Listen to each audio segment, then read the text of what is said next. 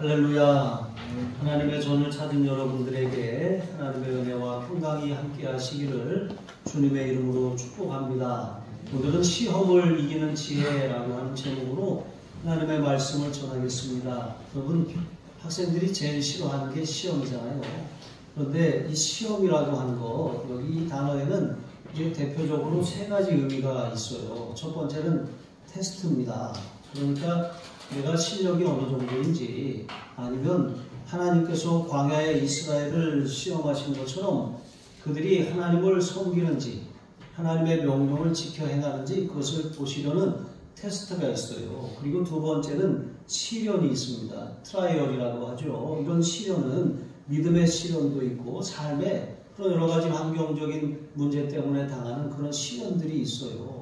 그러니까 마치 파도가 몰려오는 것처럼 인생의 시련은 끊임없이 찾아와요. 나만 겪는 시련이 아니라 누구나 다 시련을 만납니다. 그리고 세 번째는 유혹이라고 하는 의미를 가지고 있죠. 유혹, 템테이션이라고 그러죠. 이것은 사단이 세상적인 것을 가지고 우리를 걸려 넘어뜨리려고 그렇게 시험하는 것이죠. 이처럼 시험 안에는 테스트도 있고 또 시련도 있고 유혹도 들어있어요. 근데 중요한 것은 이러한 시험은 뭐 그것이 테스트든 유혹이든 시련이든 반드시 패스해야 될 과목이라는 거예요. 통과해야 될 이 과목이라고 하는 것이죠. 패스하지 못하면 유급되는 거예요. 이게 한 단계 올라가지 못하는 것이죠. 그러니까 시험이 왔을 때 우리는 또 내가 이 성장할 기회구나 이렇게 생각하시고 여러분 시험을 잘 기쁨으로 맞이하시기를 바랍니다. 자, 그래서 특별히 오늘 본문에는 이제 여기에 나오는 시험은 특별히 유혹에 관한 거예요. 유혹. 그러니까 하나님은 아무도 시험하지 아니하시느니라 할 때 하나님은 누구를 죄에 빠뜨리려고 어떤 그 죄로 유혹하시지 않는다는 것이지요. 자, 그러면 우리의 마음이 유혹으로 흔들리는 이러한 상황에서 어떻게 우리의 마음을 지킬 수 있는지, 성경은 유혹에 대해서 우리가 어떻게 대처하라고 말씀하시는지 그것을 살피며 은혜를 나누겠습니다. 첫 번째로 낮아짐에 당당하고 또 높아짐에 겸손해야 할 줄로 믿습니다. 당시 교회 안에는 낮은 형제도 있었고 부한 형제도 있었어요. 여기 낮은 형제라고 하는 것은 경제적으로 좀 이렇게 이 가난한 가운데 있을 뿐만 아니라 배운 것도 없고 가진 것도 없고 또 변변한 직장도 없고 또 그렇다 할 만한 지위를 갖지도 못한 그런 사람들이라고 하는 것이죠. 그리고 로마 제국 안에는 사실 많은 노예들이 있었어요. 대부분의 사람들이 노예였어요. 정복 그런 이 과정을 통해서 노예가 된 사람들이 많았거든요. 그리고 그 사람들 가운데 교회 안에 많이 이렇게 거듭나서 들어왔던 것이죠. 그러니까 낮은 형제들이 상대적으로 교회 안에 많이 있었던 것이죠. 자, 그런데 야고보는 이런 낮은 형제들을 향해서 너희가 이 자기의 높음을 자랑해야 한다 이렇게 말하는 거예요. 그 자랑할 것이 없는 사람들한테 자랑하라고 말하는 것이죠. 그런데 사실 인간적인 관점, 세상적인 관점으로 보면 자랑할 것이 하나도 없어요. 내세울 것이 하나도 없어요. 하나도 없는 이러한 사람들에게 자랑하라고 하는데 왜 그렇습니까? 그것은 눈으로 보면 자랑할 것이 없지만 하나님의 관점으로 보면 사실 엄청난 자랑거리가 있기 때문인 것이죠. 여러분, 예수님은 가난한 목수의 아들로 태어나셨어요. 이 예수님이 자라나신 나사렛이라고 하는 동네는 이름도 알려져 있지 않은 그런 조그만 시골 촌동네였던 것이죠. 예수님은 정규적인 어떤 그런 교육도 제대로 받지 못했어요. 그리고 사회적으로 어떤 지위를 얻거나 어떤 권력을 갖지도 않으셨던 것이죠. 그런데 당시에 최고의 학문과 지식을 자랑하던 랍비들에게서나 또 기득권을 가진 서기관들을 상대할 때나 또 대제사장과 같은 높은 그런 지도자나 또 최고의 권력자였던 로마 총독 앞에 섰을 때에도 조금의 그런 이 비굴함을 갖지 않으시고 당당함을 잃지 않으셨다는 것이죠. 여러분, 어떻게 예수님이 그럴 수 있습니까? 뭐 당연한 이유죠. 예수님이 하나님의 아들이시기 때문에 그렇죠. 그러니까 예수님이 하나님의 아들이시니까 그렇지 이렇게 생각할 수 있어요. 그런데 바울은 에베소서 1장 5절에 이렇게 말합니다. 그 기쁘신 뜻대로 우리를 예정하사 예수 그리스도로 말미암아 자기의 아들들이 되게 하셨느니라. 여러분, 예수님만 하나님의 아들이 아니라 여기 아들이라고 하는 말은 이제 자매님들이 좀 불편해할 수 있어요. 그러나 그렇지 않습니다. 아들이라고 하는 성경의 표현은 상속자라고 하는 뜻이에요. 자녀라고 하는 뜻입니다. 법적인 자녀의 권리를 가지고 있다는 그런 의미거든요. 이렇게 우리가 예수 그리스도로 말미암아 하나님의 예정하신 뜻대로 자녀가 되었어요. 예수님과 같은 신분을 얻었다는 것이죠. 그러니까 우리가 하나님을 아버지, 만물을 지으신 하나님을 아버지로 모시고 있는 우리가 인간적인 생각으로 우리의 육신의 처지를 보면 자랑할 것이 없지만 우리 아버지가 누군지 알아? 이렇게 생각한다면 자랑할 수가 있는 거예요. 지금은 돌아가셨지만 여의도 순복음교회 조영기 목사님이 이 여의도로 교회를 옮기는 과정에서 많은 어려움이 있었는데 이제 큰 돈이 필요하니까 은행에 대출을 받으러 갔는데 뭐 담보할 만한 것도 없고 내세울 만한 아무것도 없잖아요. 그런데 이분이 딱 그 은행에 가가지고 그랬대요. 가장 높은 분이 보내서 왔습니다. 그랬대요. 그러니까 직원이 깜짝 놀라서 VIP가 보낸 줄 알고 얼른 은행장실로 인도하더래요. 그래서 가가지고 가장 높은 분이 보내서 왔습니다. 그런데 이 나중에 알고 보니까 대통령이 아니라 누구였어요? 하나님이시잖아요. 근데 어쨌든 뭐 그 당돌함에 이분이 좀 놀랐는지 그 대출을 승인해 준 것이죠. 그래서 오늘날 여의도 순복음교회가 선 거예요. 여러분, 이와 같이 우리는 아무것도 가진 것이 없어도 하나님이 우리의 아버지라고 하는 사실, 여러분 이것을 잊지 말아야 돼요. 그래서 좀 낙심하고 나는 가진 것도 없고 백도 없고 도와줄 사람도 없고 능력도 없고 배운 것도 없는데 내가 할 수 있는 게 뭐가 있지? 이런 마음이 들 때 하나님이 내 아버지시지.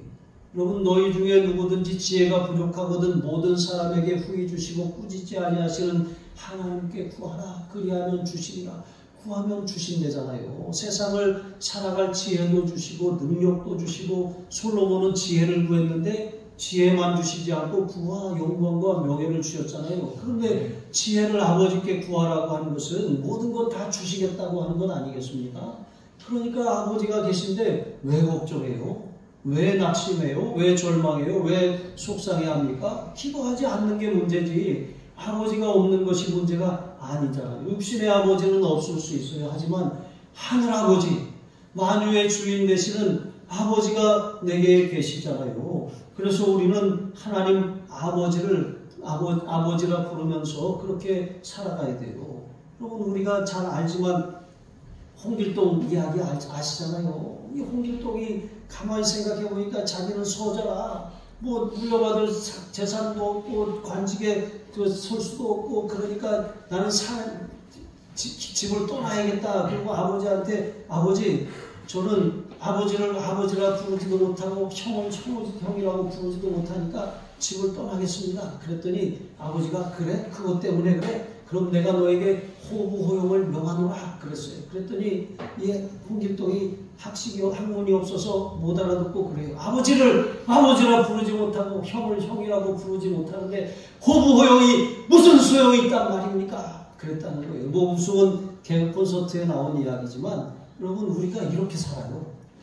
하나님 아버지가 계신데 아버지를 아버지라 부르지 못하고 형을 형이라고 부르지 못하는데 호부호용이 무슨 소용이 있습니까? 하면서 예수님의 이름으로 우리가 하나님 앞에 구하고 하나님의 자녀가 되었는데 마치 아버지가 없는 사람처럼, 예수님이 안 계신 사람처럼 그렇게 살아가는 어리석음을 범할 것이 아니라는 거예요. 그러니까 낮은 형제는 높아짐을 자랑하라는 것이 이런 뜻이에요. 또한 반면에 높은 형제는 낮아짐을 자랑해야 한다고 했습니다. 당시의 부한 형제는 경제적으로, 사회적으로, 또 그렇게 높은 위치에 있던 사람들이에요. 이런 사람들에게는 아무 걸림이나 부족함이 없어요. 결핍이 없어요. 세상 걱정 없이 그렇게 사는 사람들입니다. 그런데 여러분, 낮은 형제나 부한 형제나 다 똑같이 예수님을 믿는 믿음으로 구원받았어요. 돈이나 공로나 자격으로 구원받은 것이 아니에요. 부자라고 지위가 높다고 자신의 지위를 이용해서 구원받은 것이 아니에요. 오직 믿음으로 구원받은 것이잖아요. 그러니까 아무 자격이 없는 자에게 하나님이 거저주시는 은혜로 구원을 받았잖아요. 그러니까 자기의 부함을 자랑해서도 안 되고 뭐 가난한 사람들을 무시해서도 안 되고 또 그럴 수도 없다는 거예요. 똑같은 조건으로 구원받았기 때문이라고 하는 것이죠. 이 낮은 형제나 또 부한 형제나 똑같이 믿음으로 구원받았고 뿐만 아니라 구원받은 이후에도 여전히 우리가 육신을 입고 있기 때문에 아담의 부패한 본성의 찌꺼기가 남아있어요. 우리가 산에 가서 지금은 뭐 약수시설을 잘 해놨지만 샘물이 있던 시절에 여러분 이렇게 샘물을 어떻게 마실 수 있어요? 옆에 위에 낙엽을 살짝 걷어내야 돼요. 조심스럽게. 그리고 물을 위에 걸 살짝 떠서 마셔야지. 그렇지 않고 낙엽을 확 걷어내고 확 물을 휘저어서 뭐 마실 수가 있나요? 흙탕물이 되는 거예요. 이렇게 되는 것이죠. 그러니까 우리가 이와 같이 그런 육신의 그런 아담의 부패한 본성의 찌꺼기가 남아있어요. 그래가지고 누가 우리를 건드리면 부르르 하고 올라오는 거예요. 그래서 우리는 이러한 연약함 때문에 나도 모르게 좀 못된 말을 하고 모진 그런 말을 하고 상처를 주기도 하고 뭐 이렇게 해요. 내가 아니라 내 속에 있는 그 내 자아가 그렇게 상대방을 힘들게 하고 그렇게 그 본성을 따라서 자꾸 일을 저지르는 거예요. 그런 흙탕물이 나는 물을 상대방이 마신다고 생각을 해보세요. 그 마실 수가 있습니까? 말이 고울 수가 있겠습니까? 이게 서로 관계가 서로 불편해지는 거예요. 그러므로 우리는 분인할수록 어떻게 해야 돼요? 심호흡을 하고 눈을 감고 주여 하면서 여러분 하나님의 아들 예수 그리스도시여 나를 불쌍히 여기소서 하면서 우리가 예수님을 바라봐야 돼요. 죄인된 나를 오래 참으신 예수님을 바라보면서 나는 참을 수 없지만 예수님이 나 같은 죄인도 참아주셨는데 하면서 우리는 이 성질나는 이 마음을 예수님 앞에 내려놔야 돼요. 그렇지 않고 막 이렇게 그냥 속에 건물이 올라오도록 내버려두면 어떻게 됩니까? 나도 더러워지고 상대방도 더러워져요. 이게 산통 다 깨져버리고 마는 것입니다. 그러니까 여러분 우리는 우리의 삶에 누구나 다 실수해요. 나도 연약해서 넘어질 수 있습니다. 그런데 그때 나 자신 나 이거밖에 안 돼 자책하지 마시고 예수님을 바라보세요. 그렇게 예수님을 바라보시고 그렇게 이겨내야 되는 것입니다. 또 다른 사람과 비교해서 저 사람은 형편도 낮고 부족한 것도 없고 자녀들도 뭐 하겠다 그러면 마음대로 마음껏 다 해주고 그러는데 나는 여러 가지로 막 그렇게 쪼들리고 걱정도 많고 비교해보면 여러분 굉장히 속상하고 힘들어요. 그런데 여러분 하나님이 길러주셔요. 우리가 내가 할 수 있는 것이 적을수록 그만큼 기도할 제목이 더 많다는 거잖아요. 우리 큰아이가 대학원생이에요. 둘째가 대학교 2학년이잖아요. 복학해서. 막내도 대학교 1학년이에요. 물론 여러분 국가장학금 제도도 있기는 하지만 대학원생은 장학금이 없어요. 국가장학금이. 그리고 다 주는 게 아니에요. 기숙사비도 줘야 돼요. 생활비도 줘야 돼요. 아이들이 알바를 하기도 하지만 들어가는 돈이 장난이 아니에요. 다른 분들이 그래요. 어떻게 사냐고. 은혜로 살아요. 여러분 하나님 앞에 더 의지할 수밖에 없잖아요. 그러면 하나님이 채워주시고 하나님이 돌봐주세요. 그런데 제가 양은주원사님 보니까 저희보다 한계가 더 있더라고요. 어떻게 살지? 근데 여러분 하나님이 길러주셔요. 하나님이 하시는 거예요. 그러니까 우리가 없다고 내가 당장 저 사람보다 못하다고 부족하다고 낙심할 것이 아니라 그만큼 더 기도하면 하나님은 더 좋은 것을 주셔요. 더 좋은 길을 열어주셔요. 더 귀한 은혜와 복을 우리에게 허락해 주시는 거예요. 그러니까 우리가 가진 것이 없다고 낙심할 것도 아니고 또 가진 것이 많다고 우쭐할 것도 아니에요. 이게 풀의 꽃과 같이 동풍이 불면 다 시들어버리고 꽃이 떨어지는 거예요. 세상의 소유는 영원하지 않아요. 미국의 여러분 부자들도 통계적으로 이 4대를 넘기는 부자는 10% 내외래요. 그러니까 세상의 재물이 바로 그와 같다는 것이죠. 그러니까 하나님만 바라보아야 할 줄로 믿습니다. 욥도 하루아침에 재산을 다 잃어버렸어요. 그러니까 부자가 됐다가 하루아침에 밑바닥으로 떨어진 사람이에요. 그런데 하나님을 원망하지 않았어요. 그 시련을 잘 견뎌내서 하나님이 다시 2배로 회복하시지 않았습니까? 다윗을 보세요. 다윗은 기름 부으심을 받으면 당장 왕이 될 줄 알았는데 13년이나 도망자로 쫓겨다니며 살았어요. 그런데 뭐 불평하고 원망하고 막 삿대질을 하고 살았습니까? 아니에요. 그는 하나님 앞에 부르짖으며 탄식하며 기도하며 살았어요. 그 탄식과 부르짖음을 담은 게 시편이에요.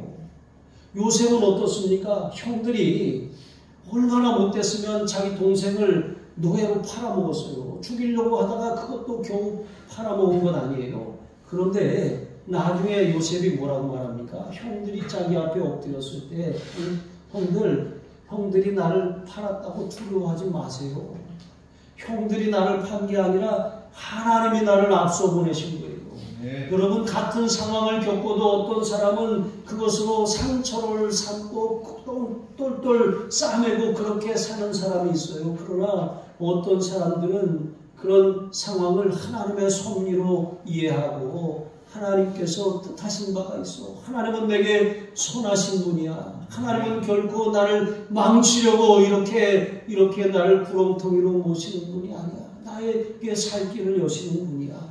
여러분 이런 믿음을 가지고 견뎌내서 애굽의 총리가 되지 않았습니까? 이와 같이 여러분 하나님이 우리에게 이 시련을 견뎌낸 자는 약속하신 승리의 면류관을 얻게 된다 그랬잖아요. 여기 시련을 견뎌낸 자라고 하는 뜻은 하나님이 정하신 그 연단의 과정을 마친 자라고 하는 뜻이에요. 누구에게나 다 시험이 있다 그랬죠.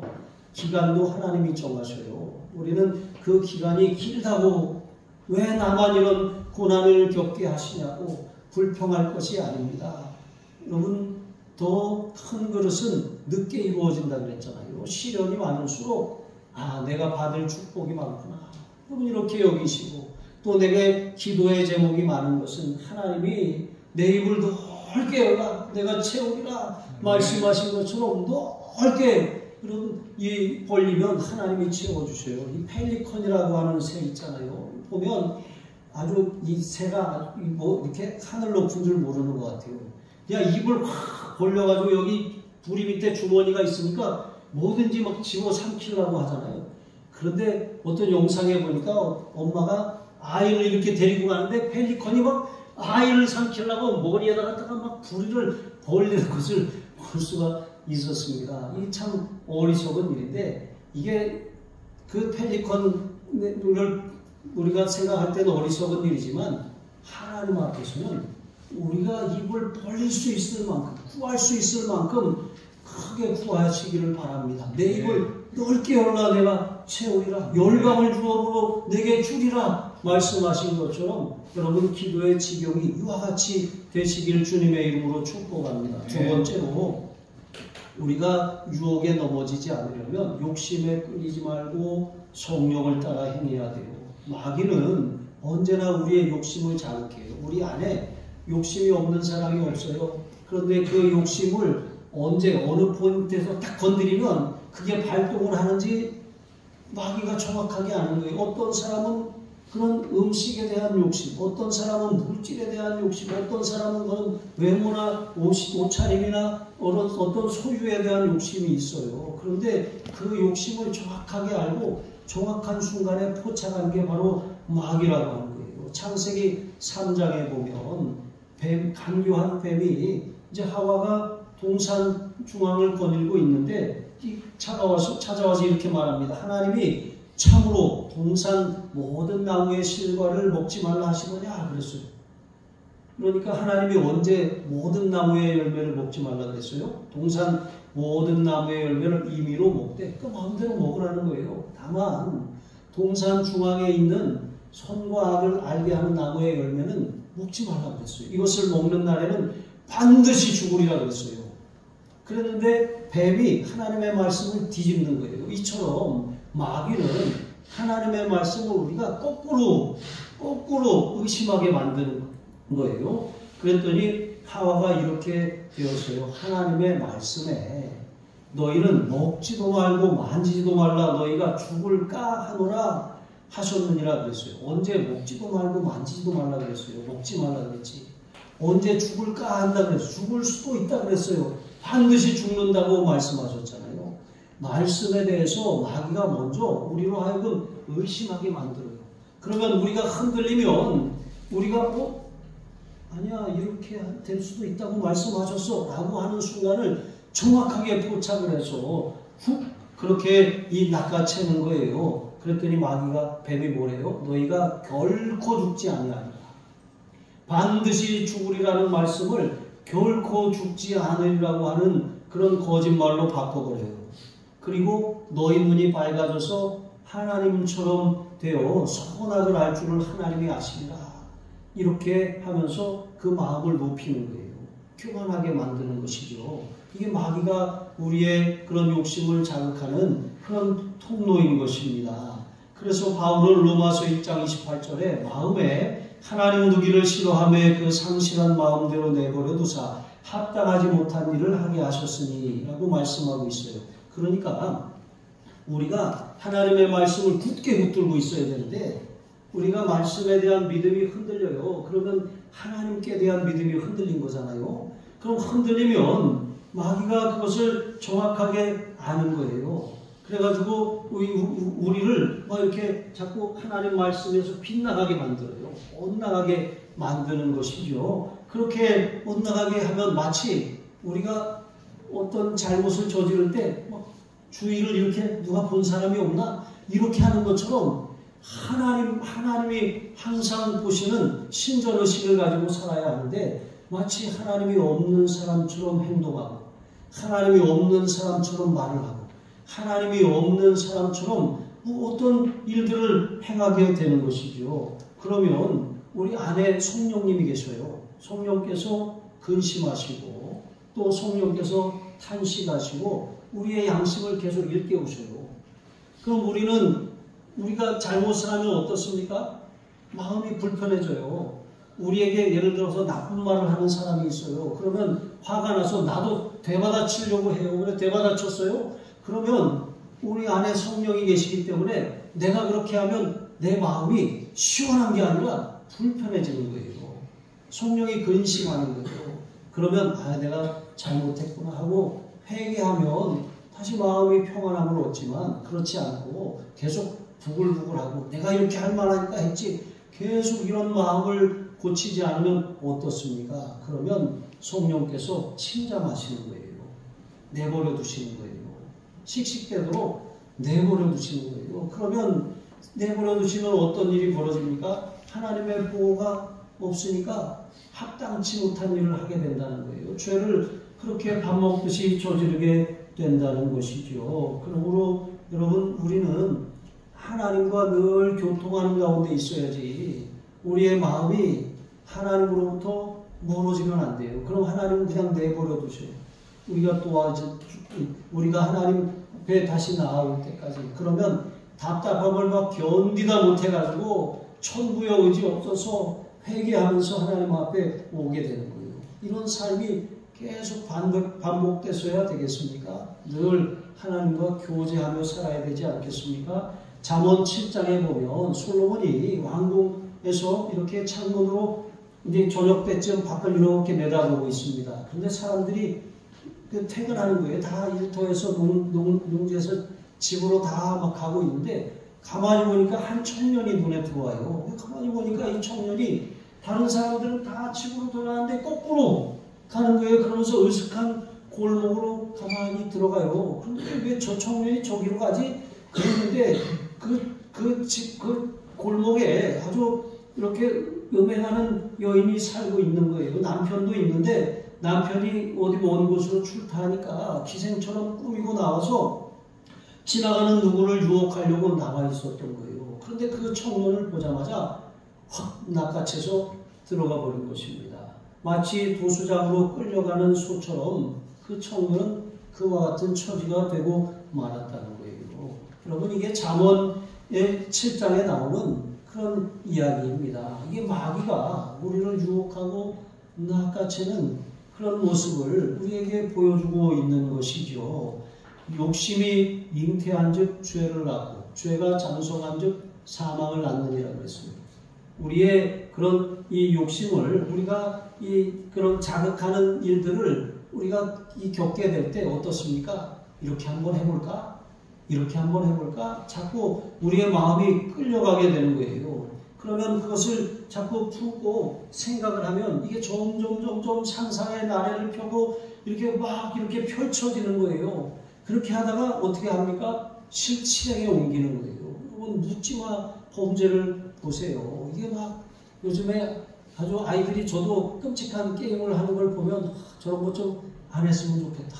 그냥 피가 난다 하고 막 그냥 뭐 그렇게 죽이고 찌르고 뭐 이렇게 하는 걸 아이들이 게임을 하잖아요. 근데 이게 자꾸 이런 걸 하면 심령이 이게 편안하겠습니까? 살리고 막 그렇게 풍성함을 흘려보내고 그래야 되는데 죽이고 막 부수고 깨뜨리고 이렇게 하는 거, 물론 그렇게 함으로 스트레스가 해소가 되고 이렇게 하는 그런 일정도 있겠지만 이게 사실 별로 좋지 않은 거예요. 그런데 그런 일들이 막 처음에는 이 가상 공간에서 이루어지다가 나중에는 착각을 하는 거예요. 이 현실인지 가상현상, 현실인지 알지 못하는 거예요. 전투기가 막 마하의 속도로 달리다 보면 이게 하늘인지 바다인지 구분이 안 되는 순간이 온대요. 그러면은 조종사가 하늘인 줄 알고 바다로 뛰어들어서 그런 사고가 나는 것이죠. 이것처럼 이러한 상황이 오늘날 너무나도 자주 일어나고 있는 것, 참으로 안타까운 일인 것입니다. 그러므로 우리는 우리의 마음을 잘 지켜야 돼요. 하나님의 말씀으로 굳게 지켜야 됩니다. 우리의 욕심이 막 올라와서 그것이 막 상상의 나래를 펴려고 할 때 청년이 무엇으로 그 행실을 깨끗하게 하니까 주의 말씀을 따라 삼갈 것이니라 하신 것처럼 우리가 평상시에 읽고 듣고 보고 암송한 말씀들이 우리의 삶을 지켜주는 줄로 믿으시기 바랍니다. 그래서 갈라디아서 5장 16절에 보시면 성령을 따라 행하라. 그리하면 육체의 욕심을 이루지 아니하리라 그랬어요. 그러니까 끊임없이 유혹도 올라오지만 우리 내면에는 성령의 음성도 있어요. 그러니까 이 육체의 욕심을 따라 이 이생의 정욕, 육신의 정욕, 이생의 자랑 이런 것들이 우리를 자극할 때마다 여러분 우리는 성령님의 음성에 귀를 기울이시기를 바랍니다. 말씀을 펴고 주님 내게 말씀해 주세요. 주님 내 마음을 지켜주시고 내 생각을 지켜주시고 나의 갈 길을 말씀해 주세요. 이렇게 주님께 요청하시기 바랍니다. 그렇게 하지 않으면 우리도 모르는 사이에 이제 갈라디아서 5장 16절 이하에 보면 음행과 더러운 것, 호색, 우상 숭배, 주술, 원수 맺는 것, 분쟁, 시기, 분냉, 당짓는 것, 분열함, 이단, 투기, 술 취함, 방탕함과 같은 그런 육신의 일들이 나타나기 시작해요. 육신의 열매입니다. 여러분 이단에 빠지는 것도 육신의 열매예요. 성령을 따라 행하지 않고 정욕을 따라 가다가 빠져버리고 마는 것입니다. 이런 일들에 넘어지면 하나님 나라를 유업으로 받지 못한다고 했어요. 그러므로 정과 욕심은 예수님 십자가에 못 박고 날마다 성령을 따라 행함으로 말미암아 성령의 열매, 오직 성령의 열매는 사랑과 희락과 화평과 오래 참음과 자비와 양성과 충성과 온유와 절제라고 했잖아요. 이런 열매들이 나타나고 있다면 우리가 성령을 따라 행하고 있는 거예요. 근데 만약에 음란과 이런 이 온갖 그런 이 이단과 같은 그런 원수 맺는 것, 분쟁, 시기와 같은 육신의 일들이 나타나고 있다면 우리가 지금 쥐고 있는 거예요. 욕심을 따라 행하고 있는 거예요. 그것을 잘 점검하셔서 바로 잡으시기를 바랍니다. 세 번째로, 그러므로 야고보는 거짓을 물리치고 진리의 말씀을 붙들라고 말하는 거예요. 형제들아, 속지 말라 그랬어요. 여기 속지 말라고 하는 것, 이것은 길을 잘못 들게 하고 나쁜 길로 끌어들인다는 뜻이에요. 그러니까 우리가 내비를 잘 보고 가다가 아는 길이면 괜찮은데 서울에 어디 모르는 길로 가다가 50m 앞에서 빠져야 되는데 50m가 어느 정도지 생각하다가 지나쳐버릴 때가 있어요. 그럼 엉뚱한 길로 가는 거죠. 저도 옛날에 그렇게 해서 이제 난지도까지 간 적이 있어요. 계속 달리는데 어디서 나가야지 이렇게 하다가 그런 기억이 있는데, 여러분, 이렇게 속는다라고 하는 것은 길을 잘못 들었다는 거예요. 나쁜 길로 끌어들였다는 것이죠. 우리가 이러한 인생이 되면 어떻습니까?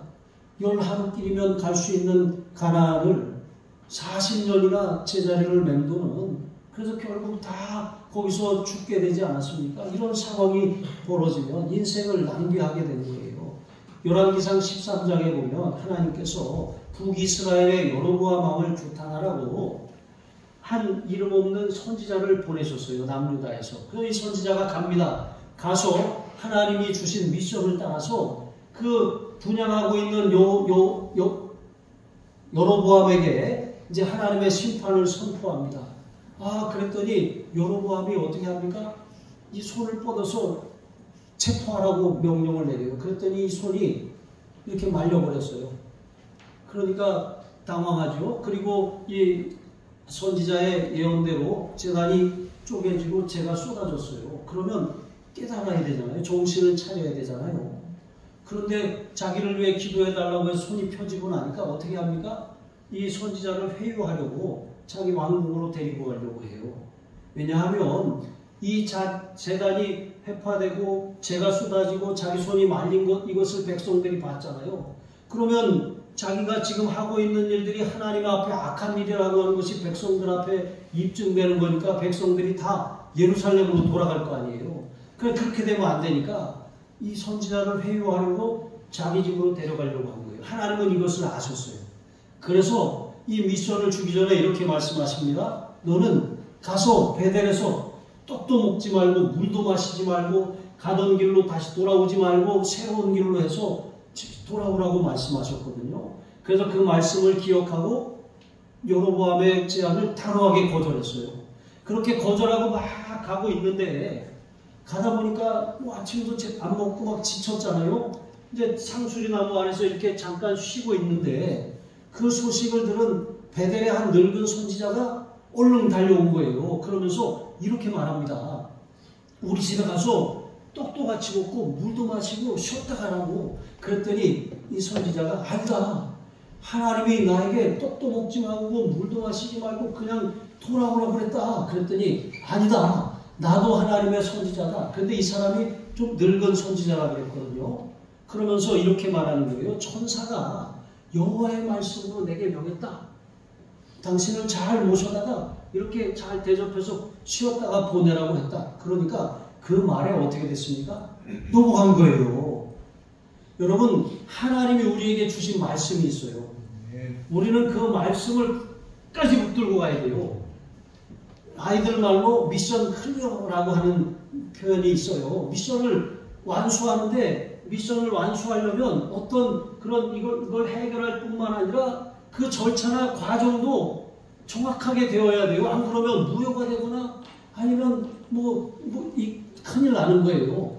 그런데 하나님이 주의하라고 하신 이 사항을 잘 기억하고 있다가 이 늙은 선지자, 그러니까 자기보다 나이가 많으니까 경험도 많고 지혜도 있고 또 자기보다 더 이렇게 이 좋은 그런 이 의견을 가지고 있을 거라고 생각한 거잖아요. 그런데다가 거기다가 천사가 여호와의 말씀을 전했다 그러니까 영적이잖아요. 그러니까 여러분, 누가 어디 영적이다 아니면 누가 어떤 큰 교회 목사다 어디 경험이 많다 그런데 가서 머리 디밀고 이렇게 기도받고 이렇게 하시면 큰일 나는 거예요. 만약에 하나님이 그 사람한테 말씀하셨다면 나에게도 말씀하셔요. 나에 관련된 일이기 때문에 나에게도 직접 말씀하셔요. 그러니까 우리는 어떤 예언의 말을 들었다고 할지라도 하나님이 과연 그것을 주셨는지 그것을 검증해 봐야 되는 거예요. 그렇지 않고 무턱대고 그 말을 덥석 받아들이면 어떻게 됩니까? 이 선지자가 떡을 먹고 물을 마시는 중에 하나님의 말씀이 임했어요. 내가 하나님의 명령을 어겼으니 내 조상의 묘실로 돌아가지 못하고 죽을 것이다. 이 선지자가 무거운 마음으로 돌아가다가 어떻게 되었습니까? 사자가 물어서 죽임을 당했어요. 그리고 결국 길에서 장사 지내게 된 것입니다. 여러분, 이와 같이 우리의 삶에 하나님이 주신 말씀을 날마다 듣고 따라가야 되는데 그 말씀을 벗어나게 하는 그런 속이는 역사가 있어요. 그래서 길을 벗어나게 만들고 나쁜 길에 빠지게 만드는 것이죠. 그래서 디모데후서 3장 16절에 보면 모든 성경은 하나님의 감독으로 된 것으로 교훈과 책망과 빠르게 함과 의로 교육하기에 유익하니 이는 하나님의 사람으로 온전하게 하며 모든 선한 일을 행할 능력을 갖추게 함이라고 말씀하셨거든요. 그러니까 하나님의 말씀을 딱 붙들고 가야 되는데 말씀이 우리에게 우리 삶에 주는 교훈이에요. 그 교훈을 잘 붙들고 가야 되는데 교훈을 딱 벗어나면 책망이 와요. 이 책망이라고 하는 것은 마치 빨간불이 들어오는 것과 같아요. 우리의 심령에서 우리의 양심에 성령께서 말씀하시는 거예요. 위험한데? 말씀하시는 거예요. 그러면 어떻게 해야 돼요? 그러면 그 경고 신호를 듣고 다시 정신을 차리고 돌이켜야 돼요. 그런데 만약에 돌이키지 않으면 어떻게 합니까? 바르게 하나님의 손길이 작동하기 시작하는 거예요. 하나님이 그 사람 막대기와 인생 채찍을 통해서 바로 잡으시는 것이죠. 그럼 아파요. 맞으면 안 아픈 사람이 어디 있습니까? 그런데 꼭 맞고 나서 돌아오는 사람이 있어요. 하나님이 손을 대시면 아파요. 그러니까 경고등이 들어올 때 정신 차려야 돼요. 그런데 그나마 맞고 난 다음에 돌아오는 것도 괜찮아요. 마저도 안 돌아오는 사람이 있어요. 그래서 하나님께서 그렇게 우리를 징계하셔서 돌아오게 하시는데 안 돌아오면 고난의 시간이 길어지는 것이죠. 그렇게 돌아오고 난 다음에 다시는 잘못된 길에 미혹되거나 어린아이와 같이 그런 이 거짓 교훈에 속지 않게 하시려고 어떻게 합니까? 의로 교육한다 그랬어요. 하나님의 말씀을 우리의 삶에 적용하고 깨닫게 하셔서 훈련하신다는 거예요. 다시는 이렇게 하면 안 되는구나. 난로를 손으로 만져봐야 뜨거운 거를 알겠습니까? 아기 때는 그럴 수 있어요. 그러나 어른이 돼서는 그렇게 할 수 없잖아요. 이것처럼 우리는 그렇게 성장해 가는 것이죠. 그래서 시편 19편에 여호와의 율법은 완전하여 영혼을 소성시키며 여호와의 증거는 확실하여 우둔한 자를 지혜롭게 하며 여호와의 교훈은 정직하여 마음을 기쁘게 하고 여호와의 계명은 순결하여 눈을 밝게 하시도다. 여호와를 경외하는 너는 정결하여 영원까지 이루고. 그러니까 말씀을 따라가야 된다는 거예요. 하나님의 말씀이 우리의 영혼을 맑게 하여 분별력을 주고 하나님의 말씀이 우리를 하나님을 경외하게 만들고 하나님의 말씀이 우리를 천국까지 이르게 하고 하나님의 말씀이 우리를 곁길로 빠지지 않게 하는 거예요. 여러분 1년에 성경 한 번씩 통독하셔요. 이게 보약입니다. 또 매일 성경을 서너 장씩 읽어야 1년에 한 번 통독할 수 있습니다. 큐티책 여러분 가지고 매일 큐티하세요. 하나님 말씀으로 안내를 받으세요. 하나님의 말씀으로 우리의 삶에 표지판이 세워져야 우리가 정확하게 따라갈 수가 있어요. 안 그러면 길을 잃어버립니다. 이렇게 하나님의 말씀을 통해서 여러분 하나님이 정하신 길로 나아가고 말씀을 붙들고 기도함으로 말미암아 여러분 복된 그런 삶을 살아가시기를 주님의 이름으로 축복합니다. 기도하시겠습니다. 하나님 아버지, 낮아짐에 비굴하거나 높아짐에 교만하지 않게 하여 주옵소서. 내게 능력 주시는 자 안에서 내가 모든 것을 할 수 있노라고 고백한 바울처럼 풍부에 처할 줄도 궁핍에 처할 줄도 아는 일체의 비결을 배우게 하여 주옵소서. 욕심에 이끌리고 마귀에 미혹되어 죄악에 허우적거리는 비참한 삶이 아니라 성령을 따라 행하여 성령의 열매를 맺게 하여 주시옵소서. 거짓에 속아서 곁길로 나가 인생을 잃어버리는 그런 울부짖는 어리석은 자의 길이 아니라 진리의 말씀으로 무장하고 거짓을 분별함으로 순종의 길, 생명의 길, 축복의 길을 걷게 하여 주시옵소서. 감사하며 축복하며 예수님의 이름으로 기도합니다. 아멘.